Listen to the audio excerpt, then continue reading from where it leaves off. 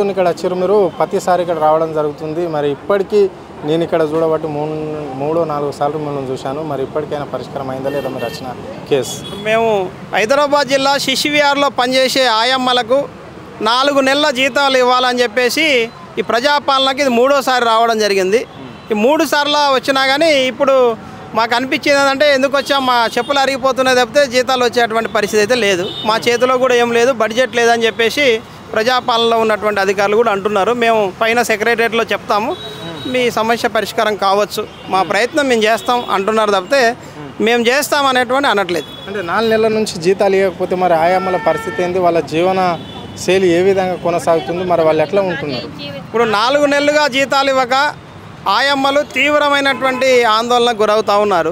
రెండోది హైదరాబాద్ నగరం ఇప్పుడు ఇంటికి కిరాయిలు కట్టకపోతే ఇంట్లో నుంచి ఖాళీ చేయమని చెప్పేసి ఇంటి యజమాని అంటే కొందరు ఇంటికి వెళ్ళకుండా ఇంకో పక్కన ఉన్నటువంటి ఆయమ్మ ఇంటికి వెళ్ళడం, లేకపోతే డ్యూటీ దగ్గరనే ఉండేటువంటి పరిస్థితి వెళ్ళింది. ఎందుకంటే ఇంటికి పోతే రూమ్ ఖాళీ చేయమంటుండు, లేకపోతే రెంట్ ఇవ్వమంటుండు. రెంట్ ఇచ్చే పరిస్థితిలో లేదు, రూమ్ ఖాళీ చేసే పరిస్థితిలో లేవు. కాబట్టి తీవ్రమైన ఇబ్బంది ఉంది. రెండోది మార్చిలో ఫీజులు కట్టకపోతే పిల్లల్ని ఎగ్జామ్ రాయని అని అన్నారు. అయినా అది వినయించుకున్నా కానీ ఎగ్జామ్ రాయనీయకుండా హాల్ టికెట్ ఇవ్వలేదు. హాల్ టికెట్ ఇవ్వకుంటే ఫీజు కట్టలేదు. అప్పు తెచ్చిన కాడ కట్టాల్సిన అవసరం ఉంది. 4 నెలలుగా వేతనాలు ఇవ్వక చాలా ఇబ్బంది పడుతున్నారు. ఇక రెండోది ఏంటంటే ఆయమ్మలు ఈరోజు డ్యూటీకి వస్తే 2-3 రోజులు డ్యూటీ చేయాల్సి వచ్చింది. అంటే కనీసం డ్యూటీ ఎన్ని రోజులు చేయాలి? 8 ఒక రోజు అంటే 8 గంటలు చేయాలి.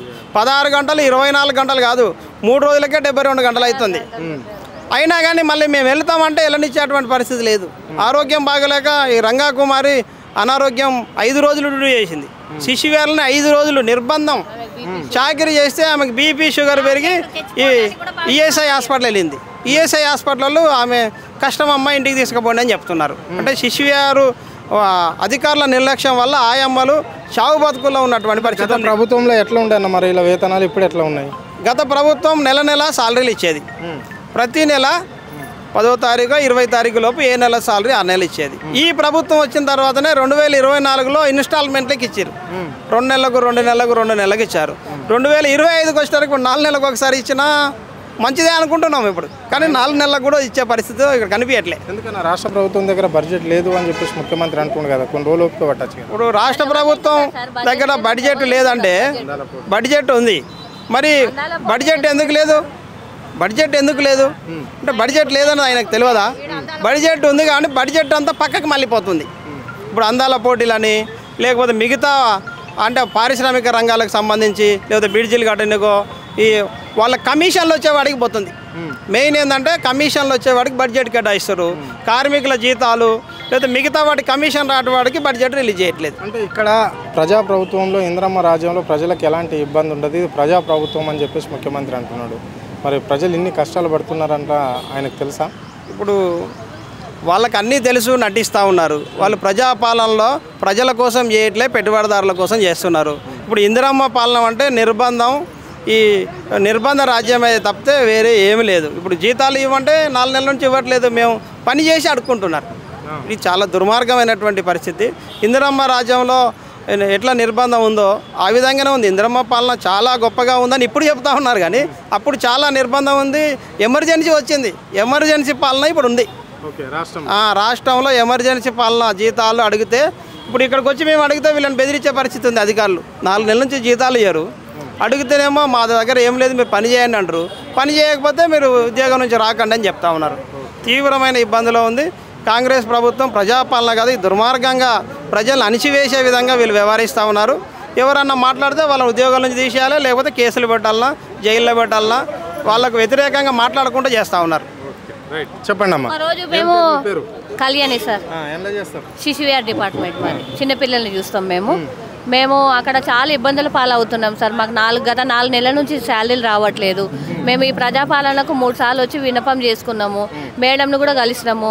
అక్కడ నిన్న సెక్రటేరియట్ దగ్గరికి వెళ్ళి ఆ సాని కలుద్దామని అక్కడ ప్రిన్సిపల్ సెక్రటరీకి కూడా మేము లెటర్ ఇచ్చినాము. ఆమె అర్జెంట్ ఫోన్ వచ్చి నేను చేస్తానమ్మా, చూస్తానమ్మా అన్నది. అందరూ చూస్తాం అనే మాటలు తప్ప మాకేం చేయట్లేదు ఎవరు. మరి మేము మా బతుకు తెరువు ఎట్లా, మేము ఎట్లా బతకాలి? మరి మాకు కూడా పిల్లలు ఉన్నారు, ఇల్లు సంసారం ఉన్నది, మేము ఎట్లా పోషించుకోవాలి మా పిల్లల్ని? హాస్పిటల్ని. మరి అంత బడ్జెట్ లేనప్పుడు ఎందుకు మూసేసుకోవాలని మూసేసుకుంటే ఏ గొడవలు ఉండవు కదా. మరి మాకు ఎందుకు ఇన్ని సమస్యలు పెడుతుంది? పని భారం కూడా బాగానే ఉంటుంది సార్. ఒక్కొక్క మనిషికి 7 మంది 8 మంది పిల్లలు, వాళ్ళకి అన్నం తినిపియాలి, మూతి కడగాలి, డైఫర్ తీయాలి, పిల్లలకు జ్వరం వచ్చినా ఏది వచ్చినా ఒక రూమ్లో ఆయమ్మలు 3 ఉంటారు. ఒక పాపకి ఏదైనా సిక్ అయిందంటే ఎమర్జెన్సీగా హాస్పిటల్కి పోవాలి, మిగతా 2 ఆయమ్మలు ఆ పిల్లల్ని అందరినీ చూసుకోవాలి. మాకు అక్కడ అట్లా కూడా ఇబ్బంది అయిపోతుంది సార్. పిల్లల్ని ఎక్కువ మందిని ఇచ్చేస్తున్నారు, మాకు అక్కడ కూడా ఇబ్బంది అవుతుంది. మాకు ఎన్ని పెండింగ్ జీతాలు ఉన్నాయమ్మా మీకు? ఎన్ని నెలల నుంచి రావాలి? 4 నెలల జనవరి నుంచి రావట్లేదు సార్. మాకు 1 నెల జీతం కూడా వేయలేదు. అంతకుముందు కూడా మాకు 3 నెలలు రాకపోతే 1 నెల వేసి 2 నెలలు ఆపిండ్రు, మళ్ళీ తర్వాత 1 నెల అట్లా వేసిండ్రు. ఇప్పుడు ఈ జనవరి నెల నుంచి అయితే 4 నెలల నుంచి జీతాలే లేవు మాకు. అసలు 1 నెల కూడా జీతం వేయట్లేదు మాకు. గత ప్రభుత్వంలో ఎట్లుండమ్మా?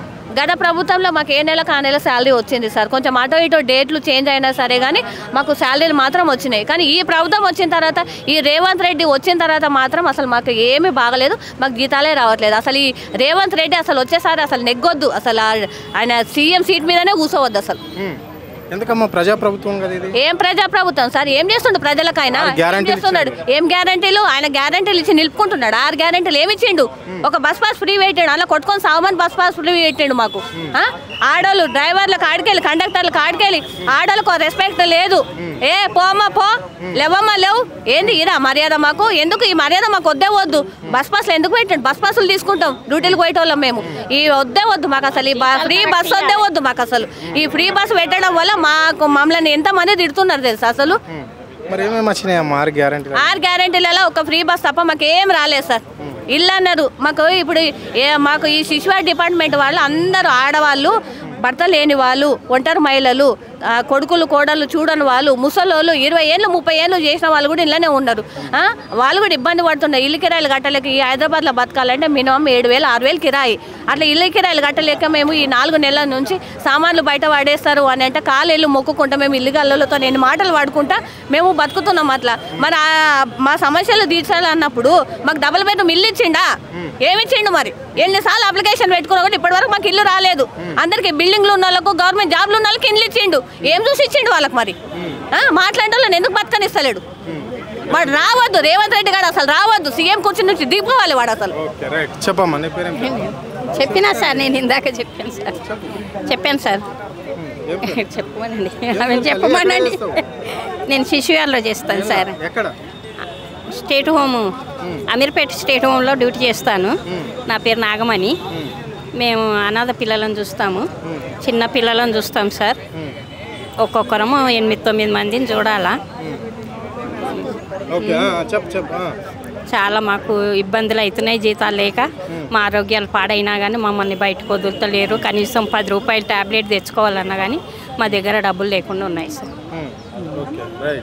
ఇది పరిస్థితి. హైదరాబాద్లో ఉన్న శిశు విహారాలకు సంబంధించిన ఆయమ్మల పరిస్థితి మాత్రము ఈ రాష్ట్రంలో దారుణంగానే ఉంది అని చెప్పుకోవచ్చు. అంటే దాదాపుగా 4 నెలల నుంచి కూడా వాళ్ళకు వేతనాలు ఇవ్వలేక వాళ్ళు ఏదో పని చేస్తున్నామంటే చేస్తున్నాం, ఎన్నో కష్టాలు పడుతున్నాం, అప్పుల పాలైనాము అని చెప్పేసి కూడా వాళ్ళు చెప్పడం అనేది జరుగుతుంది. అంటే ఇప్పటి వరకు రేపు వచ్చే నెలలో మాత్రం ఈ స్కూల్స్ స్టార్ట్ అయితే ఉంటాయి. వాళ్ళ పిల్లలు చదువు ఫీజులు కావాల్సి ఉంటుంది, మళ్ళీ అన్ని నిత్యావసర సరుకులు కూడా కావాల్సి ఉంటుంది. అప్పటి దాకా కూడా మేము బదిలీ చేసుకొని అంటే అప్పులు చేసుకొని తింటున్నాం తప్ప కానీ ప్రభుత్వం వచ్చిన నుండి మాత్రం మాకు ఒక్కోసారి కూడా మా వేతనాలు నెలకి ఇవ్వలేకపోతుంది అని చెప్పేసి కూడా ఆయమ్మలు చెప్పడం అనేది అయితే జరుగుతుంది. సో గత ప్రభుత్వంలో మాత్రము అంటే 5 తారీఖు నుండి 15 తారీఖు మధ్యలో మాకు జీతాలు పడేది. ఇప్పుడు మాత్రము 4 నెలలకు ఒక్కసారి కూడా ఈ పడే పరిస్థితి లేదు ఈ ప్రభుత్వంలో అని చెప్పేసి కూడా వాళ్ళు చెప్పడం అనేది అయితే జరుగుతుంది. సో ఇలాంటి ప్రభుత్వంలో మనం ఉన్నాము. అంటే ముఖ్యమంత్రి పేరుకు మాత్రమే ఇందిరమ్మ రాజ్యం అని చెప్తున్నారు. ఇందిరమ్మ రాజ్యంలో మొత్తం దోపిడీ చేస్తున్నారని చెప్పేసి కూడా మహిళలు చెప్పడం అనేది జరిగింది. అంటే 6 గ్యారెంటీల విషయానికి వస్తే 6 గ్యారెంటీ విషయంలో కూడా మాలాంటి కూలీ నాలి ఏదో చిన్న పని చేసుకున్న వాళ్ళని చూడకొచ్చారు. ఇందిరమ్మ ఇండ్లు అన్నారు, పెద్ద పెద్ద ఇండ్లు ఉన్న వాళ్ళకే ఇండ్లు ఇస్తున్నారు, వాళ్ళ కార్యకర్తలకు ఇచ్చుకుంటున్నారు అని చెప్పేసి కూడా వాళ్ళు చెప్పడం అనేది జరుగుతుంది. 6 గ్యారెంటీలు కూడా ఈ రాష్ట్రంలో ఏ ఒక్క గ్యారెంటీ కూడా ఇంప్లిమెంట్ కాలేదు అని చెప్పేసి కూడా ఆ మహిళలు చెప్పడం అనేది జరుగుతుంది. కెమెరా పర్సన్ ప్రవీణ్తో అరుణ్, ఆద్య టీవీ, హైదరాబాద్.